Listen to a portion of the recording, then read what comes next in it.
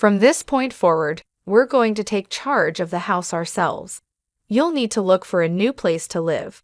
My brother and his wife, with my mother's backing, are insisting I leave, viewing me as a hindrance. It's bewildering that they overlook the fact I've been footing the bill for our living expenses. Their lack of appreciation and respect astounds me. In response, I've resolved to take matters into my own hands. My name is Helen, and I'm a 35-year-old woman who moved back in with my parents after college.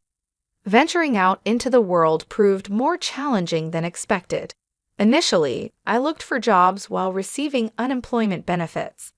Then, I discovered the world of remote work and carved out a niche for myself as a freelance engineer, leveraging my background in science. Starting with smaller tasks, I managed to earn a modest income, but more importantly, I gathered invaluable experience. Working from home not only suited me financially, but also helped me avoid overwhelming social interactions, boosting my self-esteem. Gradually, I took on bigger projects, and my earnings increased to match those of a typical corporate employee.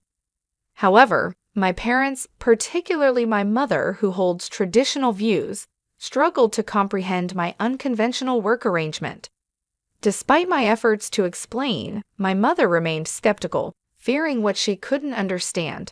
My father seemed to get it, but my mother couldn't shake her concerns, often questioning the sustainability of my job. She couldn't grasp the concept, no matter how much I tried to reassure her of my professional commitment. She would express concerns about me staying home too long, mistaking my career choice for a mere phase or a consequence of mental health issues, despite it having been over 3 years.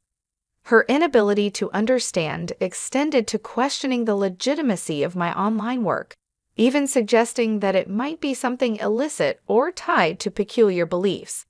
Despite showing her emails from clients and my income statements, she remained unconvinced, failing to recognize the legitimacy and potential of my career path. This misunderstanding and lack of support within my family have led to a pivotal moment where I must assert my independence and navigate my own way forward. I shared with my mom how I receive consistent payments from my job, trying to assure her of its reliability, but she remained unconvinced, plagued by worries that I might be living off unemployment benefits. The thought of moving out on my own had crossed my mind, yet I hadn't managed to save enough money for such a step. Around the same time, my dad's health took a turn for the worse, requiring nursing care after an early retirement that led to a decrease in our family's income. When I voiced my concerns, he comforted me, saying, "Oh, Helen, I have my pension. We'll manage." Given my mother's tendency to overspend, I couldn't help but question, "Are you sure we can make ends meet?" Nonetheless, we had to make do with what we had, our savings. Seeing my dad weary, possibly anxious about what lay ahead, weighed on me. He had always been there for me, supporting me through college and my return home due to mental health challenges. Leaving him in such a situation seemed unthinkable. My mom, too, was taken aback by my dad's sudden health issues. Wanting to give back and support my family, I decided to stay. "Don't worry, Dad. I've got this," I assured him. His surprised response, "Really? But can you really afford to?" pushed me to show him my bank account details, proving my financial stability. "Dad, I didn't realize you were doing so well," he admitted upon seeing my earnings. "Could you help out then?" "Of course," I replied. "You've supported me through so much. It's my turn to support us." This pledge led me to take on the household's financial responsibilities, covering everything from my father's medical expenses to daily living costs. I began transferring a set amount monthly to help with our expenses, and I created a new main credit card for my mom, adding her as an additional user since she previously relied on my dad's card. Both my dad and I tried to save as much as we could, encouraging my mom to do the same. Despite my efforts, my mom remained skeptical of my contribution and even suggested I should move out. My dad, recognizing the significance of my financial support, argued that without me, they'd face even greater difficulties. Reluctantly, my mom agreed to let me stay. While I continued my work and contributed at home, my mom took my help for granted and imposed stricter demands. "Can't you finish your chores faster?" she would ask. "Sorry, it's tough managing work and household tasks," I replied. She often doubted the difficulty of balancing both, leading to a growing strain in our relationship. My dad, however, understood and appreciated my contributions. We managed to maintain this arrangement for a year until, unfortunately, my dad's health declined further, requiring hospitalization. Every day, I made sure to visit my dad in the hospital. "Hey Dad, how are you feeling today?" I'd ask. "Thank you, Helen. I'm not seeing much improvement, but I'm more concerned about how this is affecting you," he'd respond. I reassured him, "Don't worry about me. Looking after you is not a burden, but I've noticed things with Mom have been tense since you've been hospitalized." Living with my mom had become increasingly difficult, almost suffocating, yet my desire to support both of my parents never waned. I fondly remembered the days when she would carefully prepare my lunches and dinners during my school years. However, my feelings began to shift when my brother James and his wife Sarah showed up unannounced one day, apparently invited by my mom without my knowledge. James made it clear, "We're going to be staying here now." I was taken aback and questioned the sudden decision. He explained, "Mom's worried about you managing on your own while Dad's in the hospital." I looked to my mom for answers, but she avoided my gaze. James tried to reassure me, "We're here to support you, Helen." However, Sarah's smirk hinted at an underlying tension. My mom then added, "Thank you both. Helen, you'll need to pull your weight, or living here could become difficult for you." Their sudden presence in our home marked the beginning of a challenging new chapter. Despite my brother's successful career and presumed financial stability, the dynamics at home became strained. My sister-in-law's demands, such as waking me up early to make breakfast, clashed with my work schedule. As someone who thrives in the early hours, these interruptions were particularly frustrating. "I'm already working," I protest, but she insisted. "Then hurry up and get breakfast ready. Must I do everything myself?" Our family mornings used to be laid back, with each of us eating whenever and whatever we preferred. I had assumed that, with my mother and sister-in-law at home, preparing breakfast would naturally fall to them. Yet my sister-in-law believed in shared responsibilities, pushing me to contribute. Reluctantly, I helped with breakfast, but my efforts seemed never to satisfy them.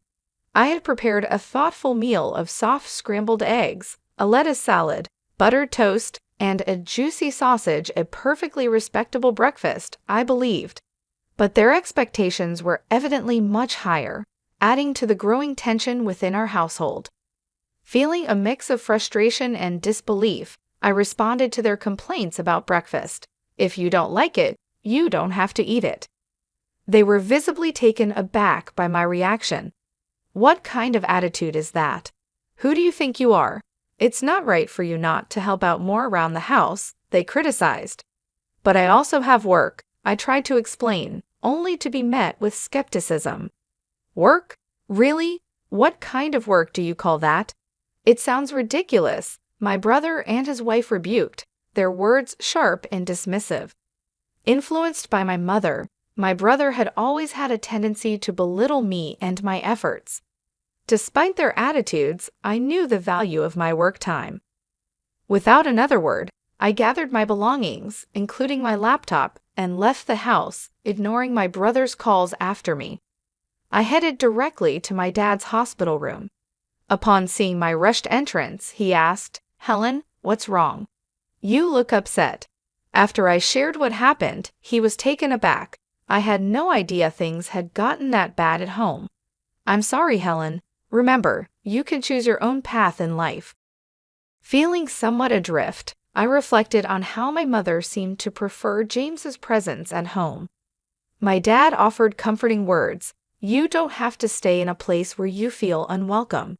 I want you to be happy. Live your life the way you see fit." His words bolstered my resolve to find a new living situation. Returning home that evening, I walked into a stern atmosphere. My mother, brother, and sister-in-law awaited with serious expressions. "Where have you been all day?" my brother demanded. "I thought you were at work." "I took the day off because of you," he claimed, which surprised me. Taking a day off so abruptly seemed quite irresponsible to me. As the confrontation escalated, my brother and his wife made their stance clear. "Get out," my brother stated. "Why?" I asked, confused. "From now on, the two of us will live here. If you're not willing to fit in, you should leave." "We don't need your help," they insisted, attempting to push me out of my own home. "That's enough, Helen. You don't need to be here, especially now that your father isn't at home," my mother added, siding with them. It seemed they all viewed me more as a nuisance than a contributing member of the family. Did my mother not realize the extent of my financial contributions, even as she indulged in her monthly splurges on luxury items? I wondered how she would manage once her allowance from me stopped. Their disregard for my contributions and their decision to oust me from the house made it clear that it was time for me to carve out my own space, away from the familial tension and misunderstandings. My frustration reached its peak. Despite numerous attempts to explain my situation, my mother, brother, and sister-in-law continued to disregard my contributions. Pushed to my limits, I decided it was time for a strategic move, a sort of wake-up call for them.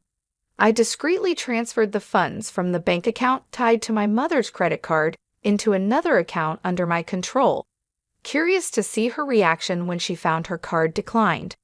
Likewise, I reallocated some money from my father's account, which had been essential in supporting our household expenses. From then on, only his medical costs would be taken from this particular account, a detail my mother was not aware of. This shift placed a newfound financial pressure on my brother and his wife, challenging them to shoulder the burden I had hellied for so long.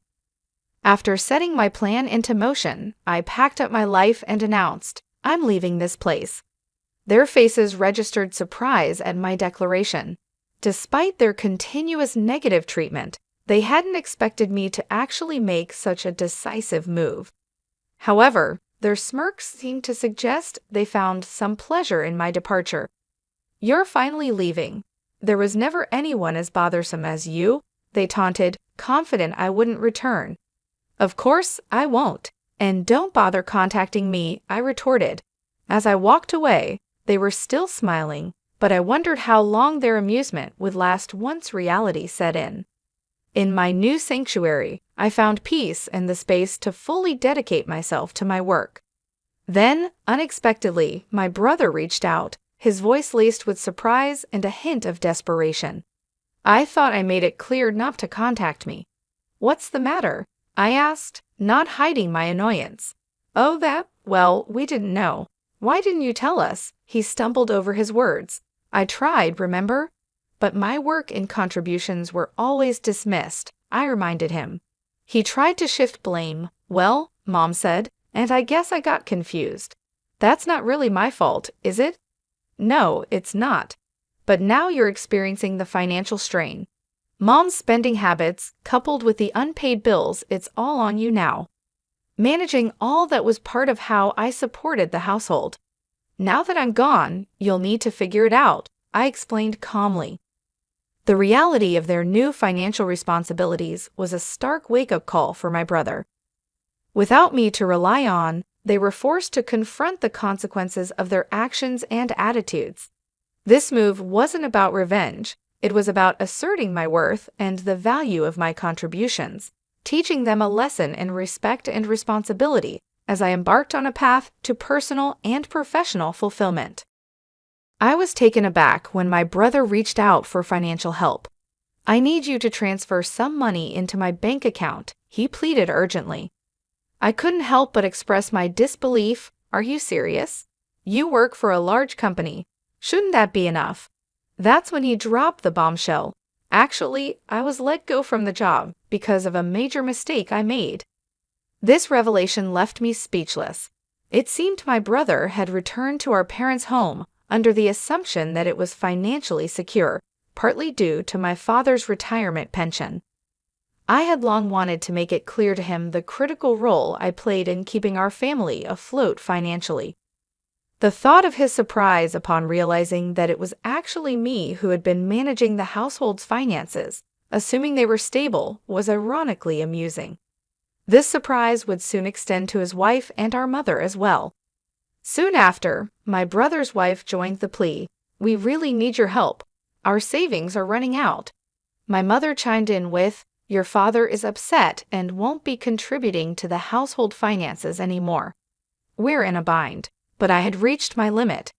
I've supported you all more than enough. You're all capable of working, so it's time to support yourselves. I'll be cheering you on from afar," I responded, a mix of determination and resignation in my voice.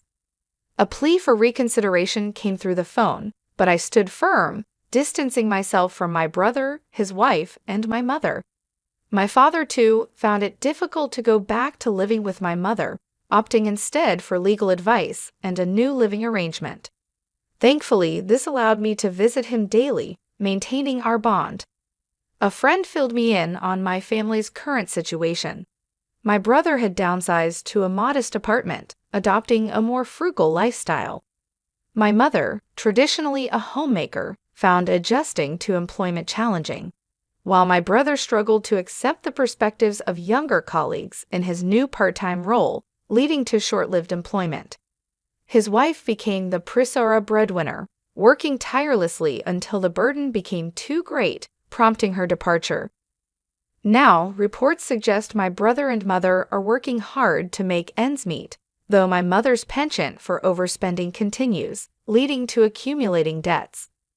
While I worry about their well-being, the distance I've put between us is a reminder of the boundaries I had to set for my own peace of mind and financial security. I've reached a point where providing further financial help isn't possible for me. Right now, I'm dedicating a lot of energy toward creating a comfortable life for myself. My income has been slowly rising, and I'm thinking about exploring new opportunities. One of my biggest goals is to visit my dad every day. I want to spend quality time with him and see his joyful smile more often.